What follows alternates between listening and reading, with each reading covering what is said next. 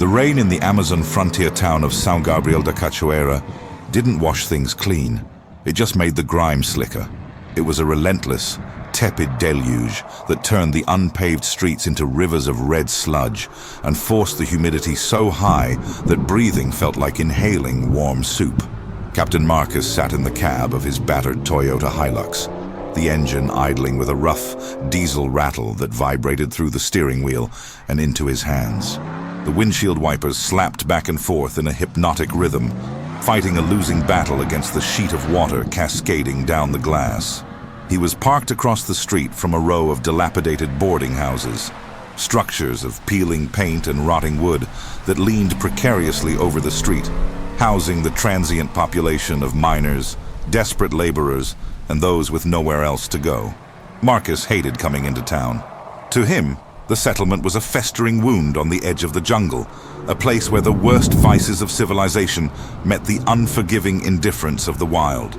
He only came for the essentials: fuel, medical supplies, and parts for the generator that kept his lights on in the deep bush. Today, the mission was simple: resupply and retreat. Retreat back to the silence. Retreat back to the perimeter where he controlled the variables. But the universe, it seemed, had a different operational plan for the day. Beside him, occupying the passenger seat with the gravity of a co-pilot, was Max. The sable German shepherd was usually the picture of discipline during these supply runs. He would sit stoically, his amber eyes scanning the street for threats, ignoring the stray dogs and the drunks that stumbled past the truck. But today, the dog was agitated.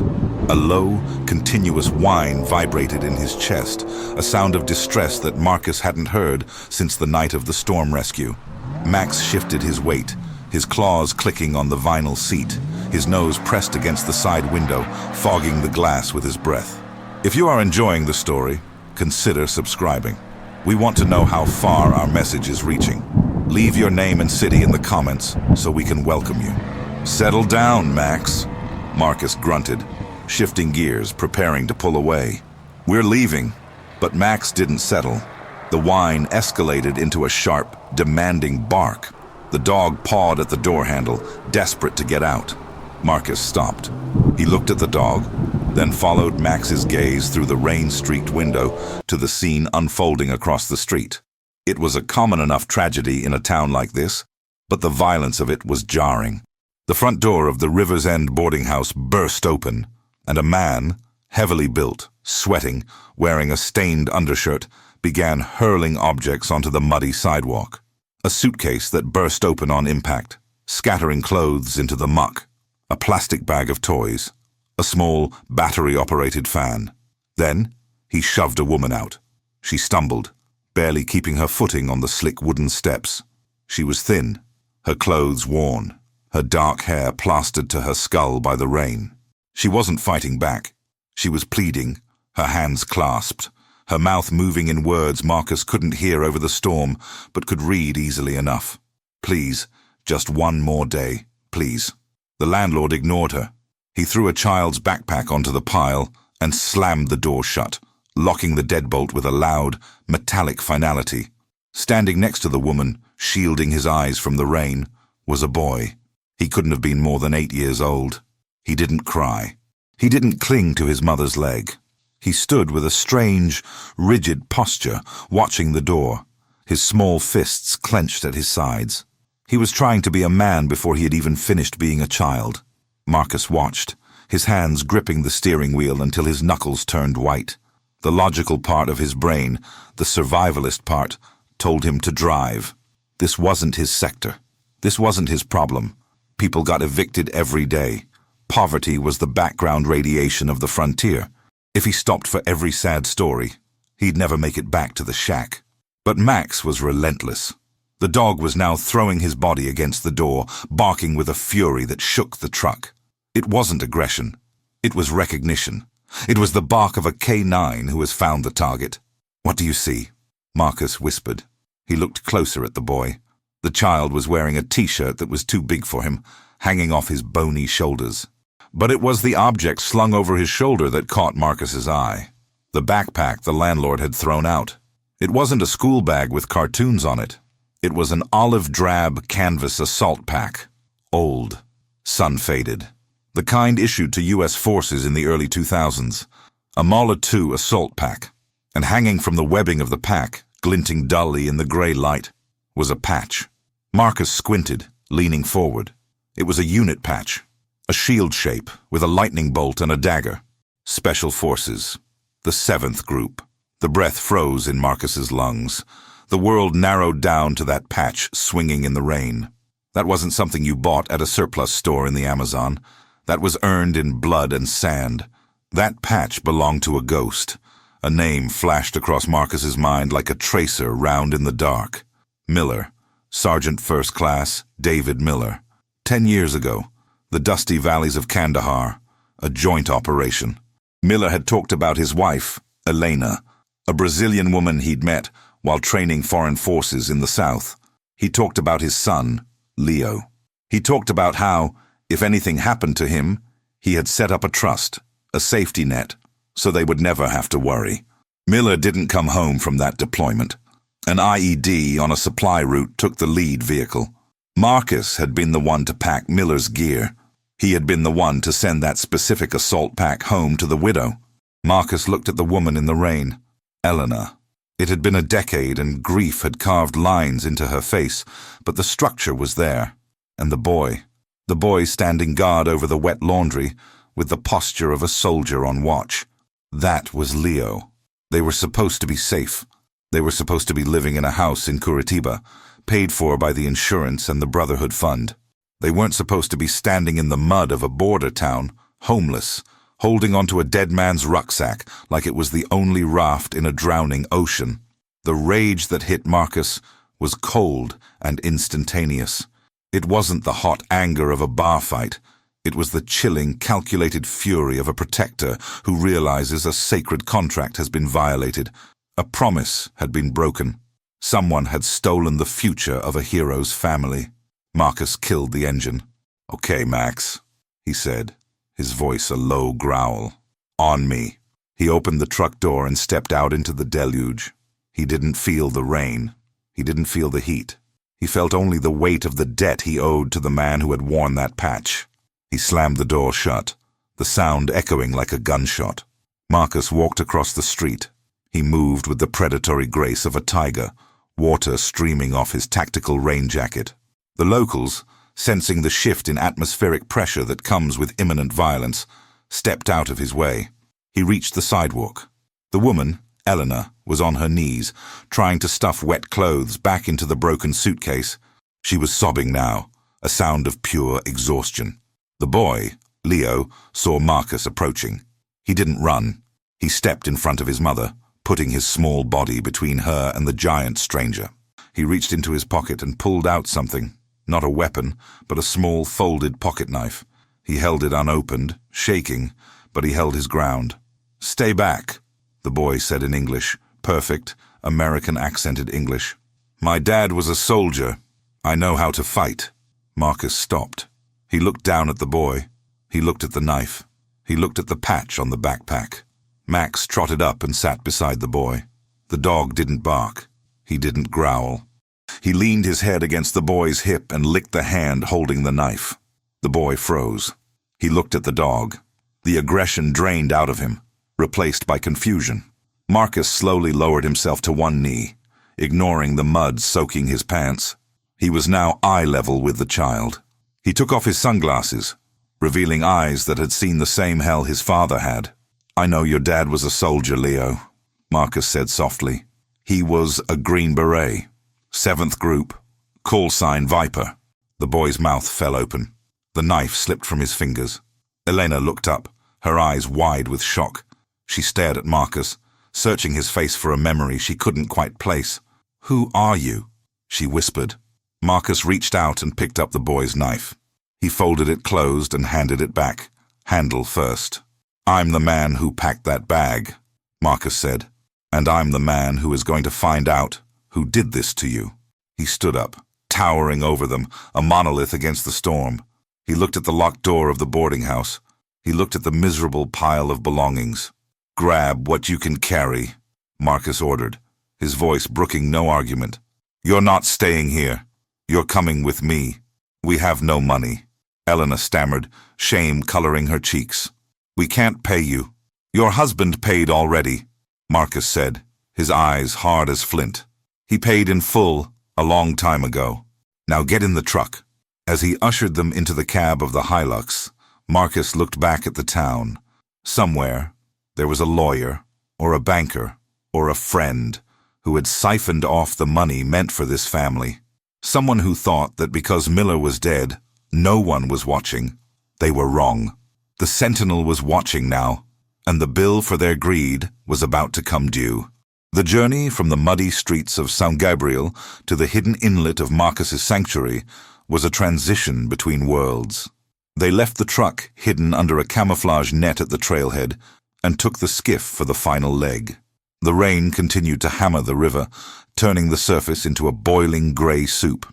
But inside the boat, wrapped in heavy military ponchos Marcus had pulled from his emergency kit, the widow and her son sat in stunned silence. They watched the civilization they knew, the noise, the filth, the cruelty of the landlord, fade into the green wall of the jungle. To them, the forest had always been a place of danger, a green hell that surrounded the town. But as Marcus navigated the narrow channels with the ease of a man walking through his own living room, they began to sense that perhaps the danger lay behind them, not ahead. When the stilt house appeared through the mist, rising on its ironwood legs like a watchtower, Leo lifted his head. The boy was shivering, his lips blue, but his eyes were sharp. He looked at the structure, then at Marcus. He didn't see a shack. He saw a fortress. He saw the reinforced shutters, the solar array, the rain catchment systems. He saw the logic in the construction. It was something his father would have built. "Is this your base?" Leo asked, his teeth chattering. Marcus looked at the boy, impressed by the terminology. "It's safe ground," Marcus replied. "We call it home plate." They docked. Max was the first out, leaping onto the wood and shaking himself dry, sending a spray of water into the air. He waited for the boy. When Leo climbed out, struggling with the heavy backpack, Max moved to his side, nudging his elbow, offering stability. The dog had adopted the mission. Inside, Marcus went into his automated routine.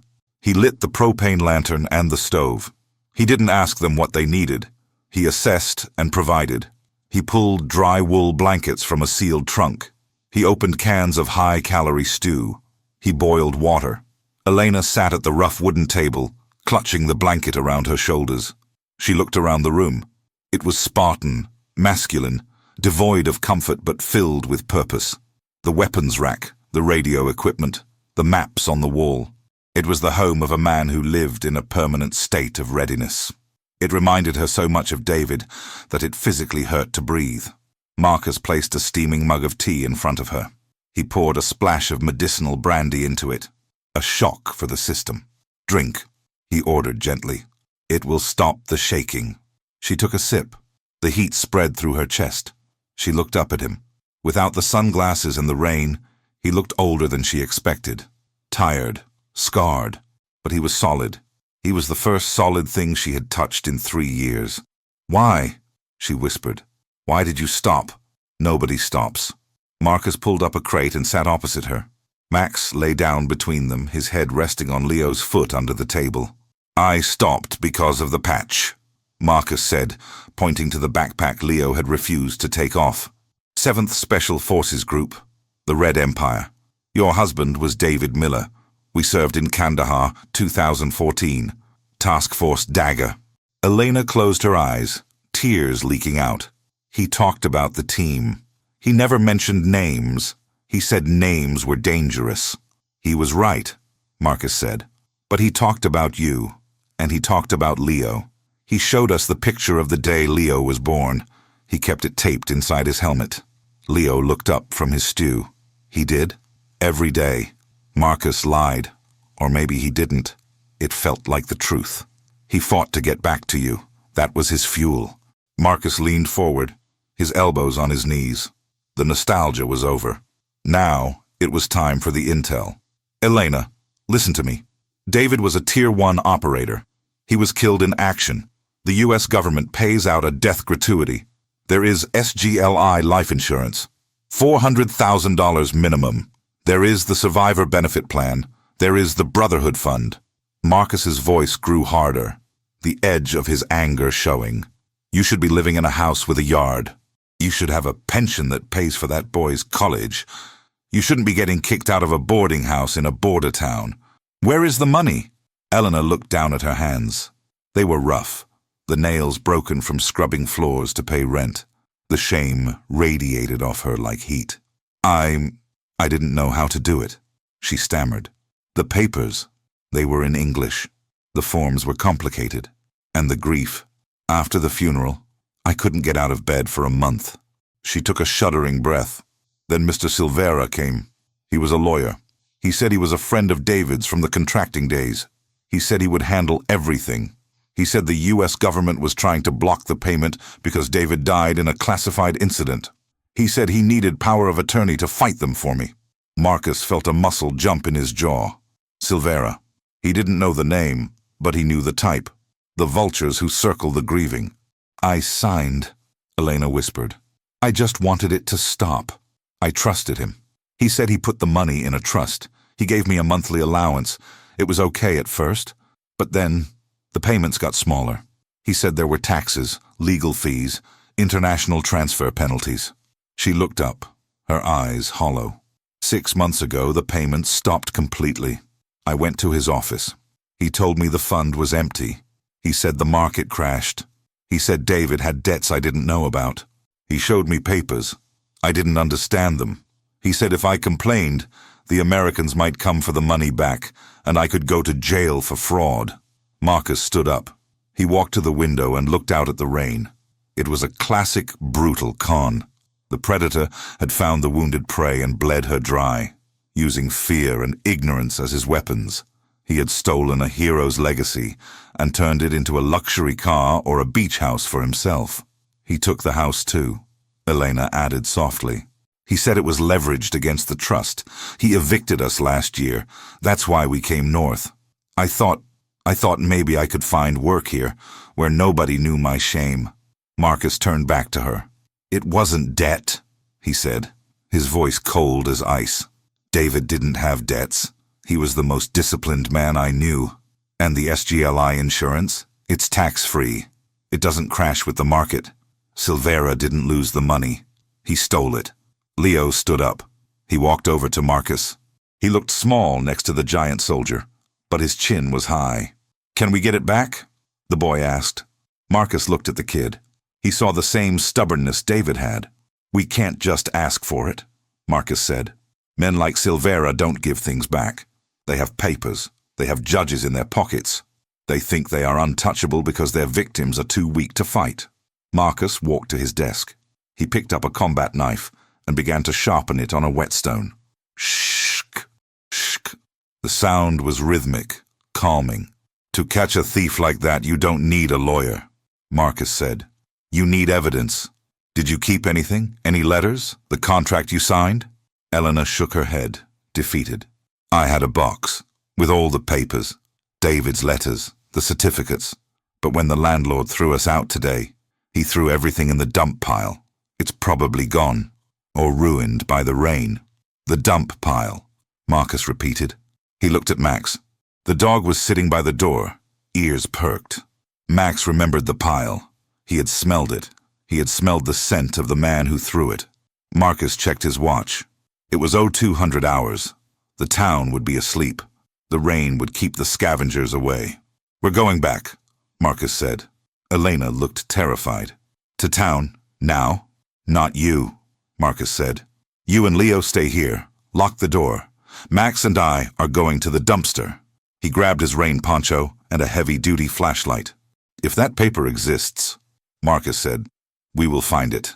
And once I have the paper, I'm going to pay Mr. Silvera a visit. I want to explain to him exactly what classified incident means.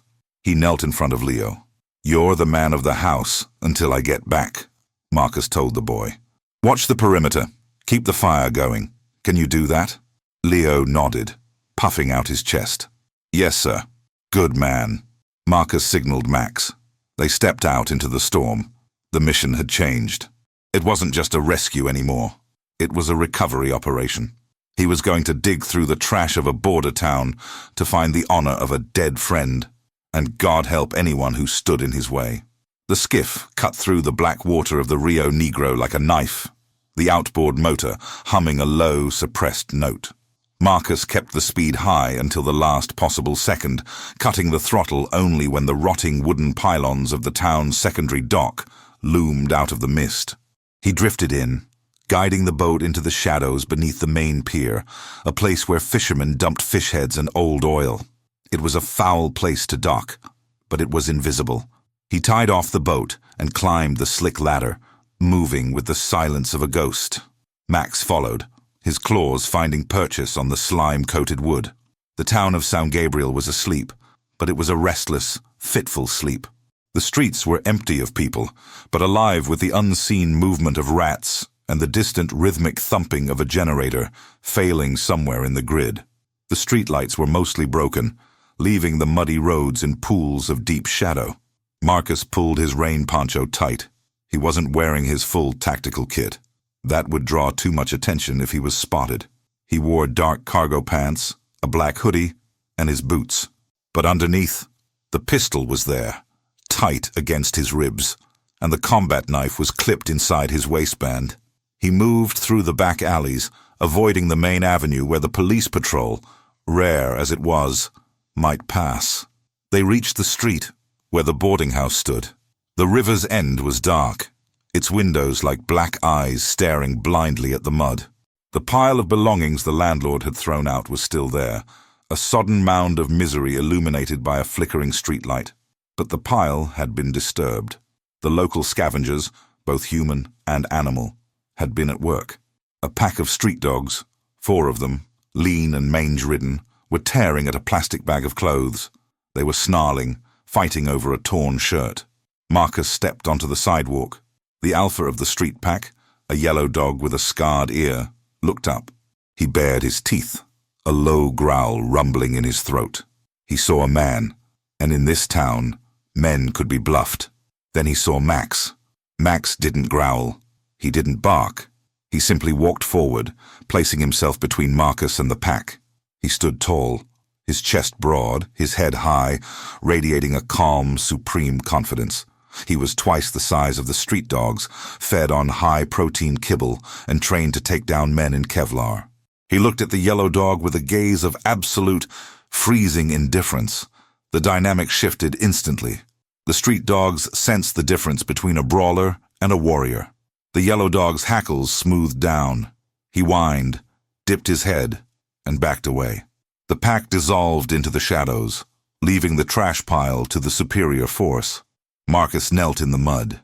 The smell was overpowering. Wet wool, rotting garbage, and the sewage of the open drain nearby. He ignored it. He activated his red lens tactical light and began the search. It was a forensic excavation. He lifted wet cardboard boxes that disintegrated in his hands. He moved broken toys. He found a photo album, the pages stuck together with water, ruining the images of a happier life. He put that aside to save. "Find it, Max," Marcus whispered. "Paper. Box." Max put his nose to the wet pavement. He sniffed through the layers of debris. He sneezed, clearing the scent of rot, and focused. He dug his nose into a pile of trash bags near the gutter. He stopped. He looked at Marcus and tapped the bag with his paw. Marcus ripped the black plastic open.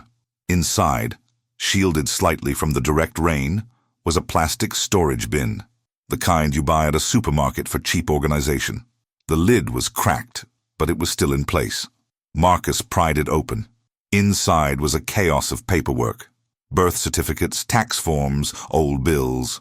The water had gotten in, but the plastic sleeves of the document protectors had done their job. Marcus flipped through the files with wet, gloved fingers. He found it. A thick blue folder labeled David Miller, Estate and Legal. He opened it carefully.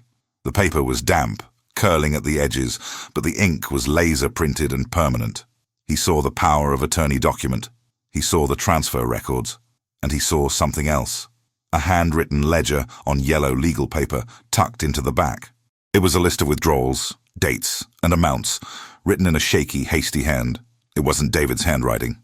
It was the lawyer's. Marcus scanned the numbers. Jan 12, $15,000, transfer to S Holdings. Feb 04, $40,000, real estate purchase, personal. Mar 10, $5,000, cash. It was a confession in numbers. The lawyer, arrogant in his impunity, had kept a record of his own theft, likely to track his earnings. He never thought anyone would look. He never thought the widow would fight back. Marcus closed the folder and wrapped it in a waterproof bag he had brought. He placed it in his small assault pack. He had the weapon. Now he just needed to find the target. He stood up, his knees cracking. He looked at the boarding house one last time. He had a strong urge to kick the door down and have a conversation with the landlord about hospitality, but that was a waste of time. The landlord was a symptom. Silvera was the disease. "Let's go," Marcus said to Max.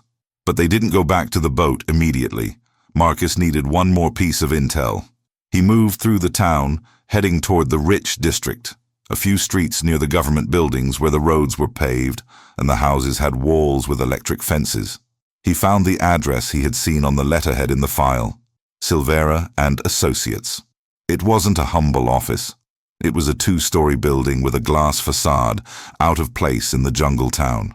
A brand new pickup truck, a Raptor with imported rims, was parked in the driveway. A security camera blinked above the heavy iron gate. Marcus stood in the shadows across the street, studying the building. He wasn't looking at the architecture. He was looking at the security. Camera blind spots, north corner. Gate, electronic lock, susceptible to bypass. Guard dog, none visible. He memorized the layout. He wasn't going to break in tonight. That was sloppy. He was going to come back during business hours. He was going to walk through the front door. Because when you catch a thief, you don't do it in the dark. You do it in the light, where he can see the consequences coming. Silvera was sleeping inside those walls, likely on high thread count sheets bought with the death gratuity of a fallen soldier. He was sleeping soundly, believing his victim was destitute in the rain. Marcus touched the folder in his bag.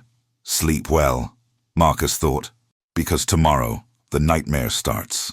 He turned and melted back into the darkness. The return to the boat was fast. The river was waiting. As he motored back toward the sanctuary, the first gray light of dawn began to bleed into the sky. The rain had stopped. The air was clearing. He had the family. He had the proof. Now, all he needed was the reckoning. The sun was high and brutal by the time Marcus returned to town.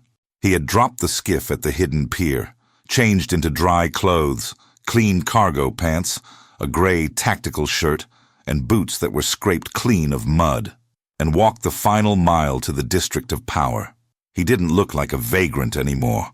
He looked like a private military contractor on a shore leave he didn't want.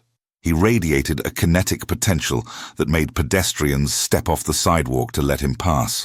Max walked at his left knee, a silent, furry weapon system, scanning the crowd for threats.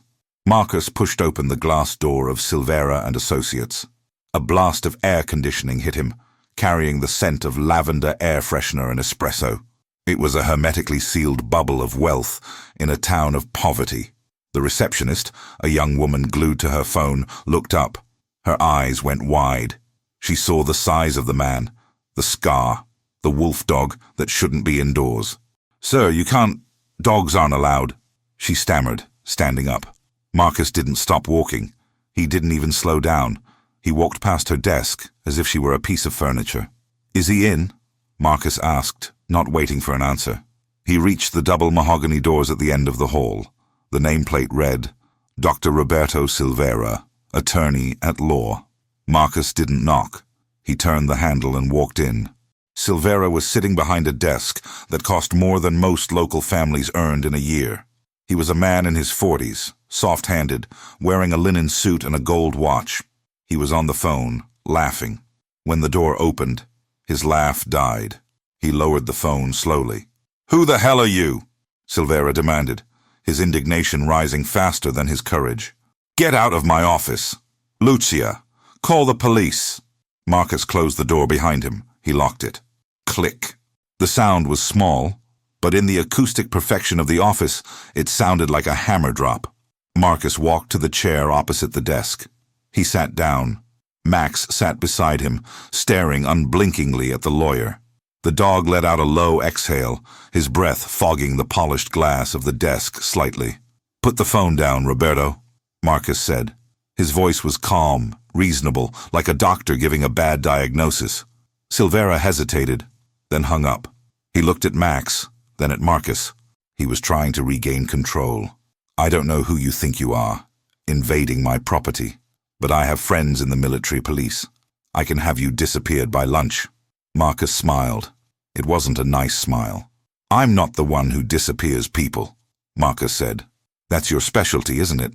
Like you disappeared David Miller's estate." The color drained from Silvera's face. It happened instantly, a biological reaction he couldn't control. The name hit him. I don't know what you're talking about. Mr. Miller was a client, yes. A tragic loss. His estate was insolvent. The market conditions— "Stop," Marcus interrupted. He reached into his small day pack. He pulled out the blue folder. It was still damp, stained with the mud of the alleyway, smelling of garbage. He dropped it on the pristine glass desk with a wet thud. Silvera stared at the folder. He recognized it. He had thrown it in the trash 18 hours ago. "You went through my garbage," Silvera whispered, disgust warring with fear. "That's illegal. That's theft." Marcus leaned forward. "Inside that folder is a handwritten ledger," Marcus said softly. "January 12th, $15,000 transferred to S Holdings. That's you, isn't it? Silvera Holdings, February 4th, $40,000 for a real estate purchase. A down payment on a beach condo in Fortaleza, maybe?" Silvera's mouth opened and closed. He looked at the phone again. "This is inadmissible," Silvera stammered, falling back on his legal training. "Stolen documents. No chain of custody. No judge will look at this." "I'm not a judge," Marcus said, "and I'm not here to sue you." Marcus stood up. He walked around the desk. Silvera shrank back in his expensive leather chair, trying to make himself small. Max stood up too, mirroring Marcus's movement, flanking the lawyer. Marcus leaned down, placing his hands on the armrests of Silvera's chair, trapping him. He brought his face close to the lawyer's. He smelled of rain and gun oil. "David Miller was a Green Beret," Marcus whispered. "He had brothers. Did you think they wouldn't come looking? Did you think his widow was alone?" Silvera was sweating now, huge drops rolling down his temples. I can explain. It was, management fees. Administrative costs. It was theft," Marcus corrected. "You stole from a dead soldier. You stole from an orphan. In my world, that's a capital offense." Marcus reached out and tapped the folder. "Here is the deal. You're going to liquidate. You're going to sell the truck outside. You're going to mortgage this building. You're going to empty your offshore accounts. And you are going to restore the full value of the trust, plus interest. Today." "I can't," Silvera squeaked. "I don't have that kind of liquidity. It will take weeks." Marcus pulled his combat knife. He didn't threaten Silvera with it. He simply drove the point into the top of the mahogany desk, burying it an inch deep into the wood right next to Silvera's hand. The lawyer jumped, a small sound of terror escaping his throat. "You have 24 hours, Marcus said. "Tomorrow at noon, Elena will check her account. If the balance isn't right, I come back. And next time, I won't be coming to talk. And I won't be bringing the file. I'll be bringing the dog." Max barked. One single explosive bark directly in Silvera's face. The lawyer flinched so hard he nearly tipped the chair over. Marcus pulled the knife out of the desk. He turned and walked to the door. He stopped with his hand on the latch. "Oh, and Roberto," Marcus said, looking back. "If you call the police, I give this ledger to the drug cartel you've been laundering money for." I saw those transfers too. Page 4. Logistics fees from the River Transport Company. I don't think they like lawyers who keep records. It was the kill shot. The legal threat was one thing. The cartel threat was a death sentence. Silvera went pale as a sheet. He knew he was checkmated. Marcus unlocked the door and walked out, Max trotting happily beside him. The receptionist looked at them as they passed. Marcus gave her a polite nod. "Have a nice day, miss." He stepped out into the humid street. The air tasted sweet. He took a deep breath. The confrontation was over. The seed of terror had been planted. Now he just had to wait for the harvest. He checked his watch. 23 hours and 59 minutes left. The return trip to the sanctuary was quiet. Marcus didn't speak, his mind replaying the confrontation in the office, calculating the odds. Had he pushed too hard, or not hard enough? Men like Silvera were cowards, but cowards were unpredictable when cornered. They might fold, or they might lash out with desperate, stupid violence. Marcus was ready for either outcome. He had planted the seed of fear deep in the lawyer's mind, using the one threat Silvera couldn't bribe his way out of: the cartel. Back at the Stilt House, the atmosphere had changed. The storm had fully passed, leaving the jungle glistening and vibrant in the afternoon sun. The air was still humid, but the oppressive weight of the rain was gone. When Marcus and Max climbed the ladder, they were greeted not by fear, but by the smell of roasting fish. Elena had found the fishing gear Marcus kept in the shed. She had caught 3 peacock bass from the dock and was cooking them over the wood stove. She looked up as Marcus entered. Her eyes were still red-rimmed, but her posture was straighter. "Did you find it?" she asked. Her voice was tentative, afraid to hope. Marcus placed the blue folder on the table. It was still damp, smelling of the river, but it was intact. "I found it," Marcus said, "and I delivered the message." He didn't tell her about the knife in the desk or the threat of the cartel. She didn't need to know the darkness he walked in. She just needed the result. "He has until noon tomorrow," Marcus told her. "Check the account then." Leo ran up to Max. The boy had been sitting on the floor, organizing Marcus's collection of spent brass casings into rows like little soldiers. He wrapped his arms around the dog's neck. Max, tired from the patrol, leaned into the hug, closing his eyes. "Did you get the bad guy?" Leo asked. Marcus looked at the boy. He saw David Miller in the set of his jaw. "We gave him a choice, Leo," Marcus said. "Soldiers don't just fight. We negotiate terms of surrender. Now eat. You need strength." The evening passed in a strange, suspended peace. For Elena and Leo, it was the first night in months where they weren't wondering where they would sleep. The shack, with its thick walls and locked door, felt like a castle. For Marcus, it was a vigil. He sat on the porch as the sun went down, watching the river approach. He had his rifle close, his senses tuned to the frequency of the jungle.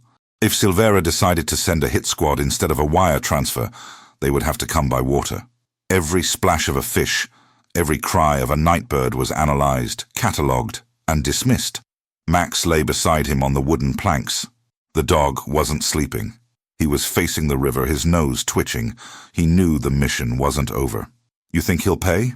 Marcus asked the dog quietly. Max thumped his tail once, a vote of confidence. "I hope he does." Marcus murmured, "I don't want to go back to town. I hate wearing clean pants." Inside, Elena washed the dishes. She hummed a lullaby, a sound that drifted out to the porch, mixing with the crickets. It was a domestic sound, alien to Marcus's life of solitude. It should have annoyed him.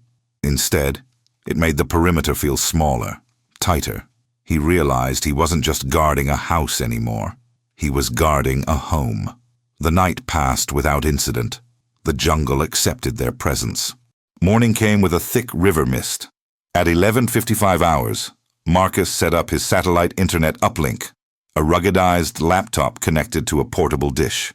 He placed it on the table. "Log in," he told Elena. She sat down, her hands shaking. She typed in her bank credentials. The screen loaded slowly, the satellite connection struggling through the canopy. A spinning circle. 11:58 a.m., 11:59 a.m. Still spinning. Marcus stood behind her, his hand resting on the back of her chair. He felt her tension vibrating through the wood. If the money wasn't there, he would have to leave. He would have to go back to Silvera's office and finish what he started. And that path led only to prison or a body bag. 12 p.m. The screen refreshed. Elena gasped. She covered her mouth with both hands. Marcus looked at the balance. It wasn't just the monthly allowance. It was everything. The full principal of the insurance payout, plus interest, plus a correction fee that Marcus suspected came from the sale of the Raptor truck. The number was long. It was freedom. It was a house. It was Leo's college. It was a life. Elena turned in the chair and buried her face in Marcus's stomach, sobbing. This time, they weren't tears of despair. They were tears of release. The crushing weight of poverty and betrayal had been lifted. He paid. She wept. He actually paid. He didn't have a choice, Marcus said, his voice gentle. Max is very persuasive. Leo looked at the screen, then at Marcus. Is it over? The boy asked. Marcus looked at the numbers. He looked at the blue folder on the table, the evidence of the crime. The war is over, Leo, Marcus said. You won. But Marcus knew that for him, the war never really ended. It just moved to a new front. He had exposed a corrupt man who had ties to cartels. Silvera might be broken today, but hate grows back. He looked out the window at the river. We need to get you to the airport, Marcus said. Curitiba is far away, and it's safer than here. Elena nodded, wiping her eyes. We'll go, but not yet. Can we stay one more night, just to rest? Marcus looked at her. He looked at Leo, playing with Max. He knew he should say no. He should move them out, clear the sector, return to his solitude. One night, Marcus said. I'll make dinner. The deadline had passed. The promise to David Miller had been kept. But as he watched the boy and the dog, Marcus realized he had made a new promise to himself. He would never let himself be blind to the world again. The sentinel had opened his eyes. The departure the next morning was efficient, lacking the desperation of their arrival. The sun was shining, burning off the mist from the river, revealing the Amazon in its full, vibrant green glory.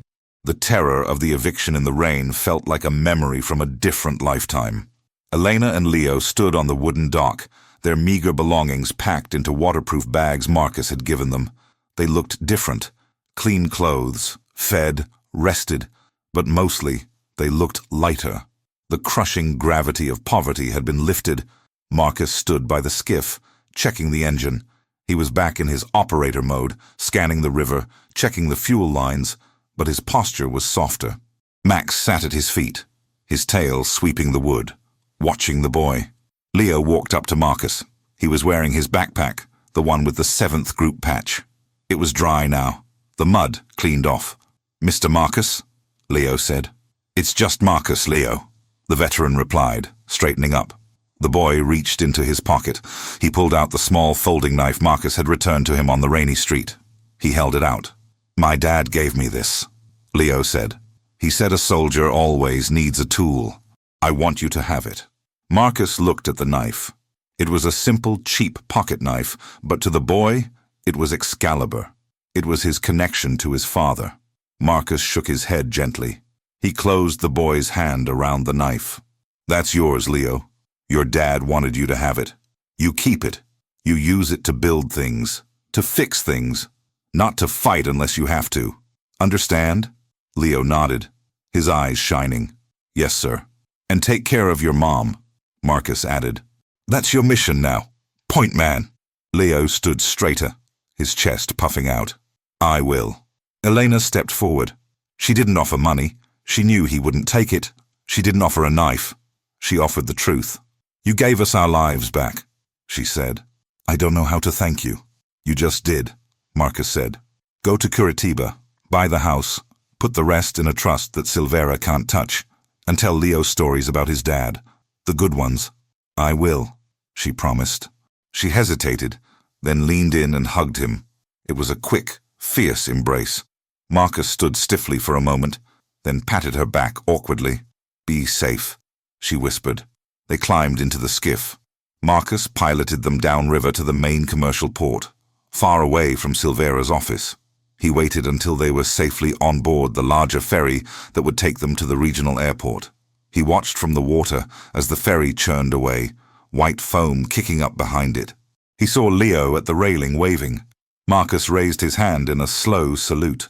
Not a military salute, but a wave of farewell. He turned the skiff around and headed back upstream, toward the silence. When he arrived back at the shack, It felt empty. The smell of cooking was gone. The extra blankets were folded. The chaos of a family was replaced by the order of a soldier. Marcus walked to his bookshelf.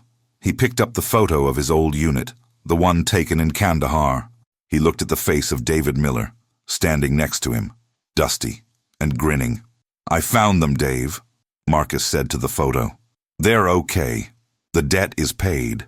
He set the photo down. He felt a weight lift from his chest, a weight he hadn't realized he was carrying for 10 years. The survivor's guilt that had driven him into the jungle wasn't gone, but it was lighter. He hadn't just survived. He had made his survival count. Max trotted into the room, holding a stick he had found outside. He dropped it at Marcus's feet and barked, a playful, demanding bark. Marcus looked down. The dog wasn't scanning for threats. He wanted to play. Marcus smiled. He picked up the stick. "Okay, buddy, let's go." He walked out onto the porch and threw the stick into the river. Max launched himself into the water with a joyful splash. The sun was setting, turning the river to gold. The jungle was noisy with life, and the sentinel of the Amazon stood watch, not over a graveyard of memories, but over a world that was, for today at least, a little bit juster. Outro, call to action, narrator. A promise made in war is sacred, but keeping it in peace is the real battle. Marcus honored his fallen brother, but the enemies he made along the way, Silvera and his cartel connections, won't forget the man who forced them to pay. The check cleared, but the grudge remains. What will happen when the corrupt lawyer decides to settle the score? If you want to see Marcus and Max face the consequences of their justice, subscribe to the channel. Join the squad. Share this video to honor the veterans who keep their promises. Leave a comment. Do you have a promise you still need to keep? The watch continues. See you on the next patrol.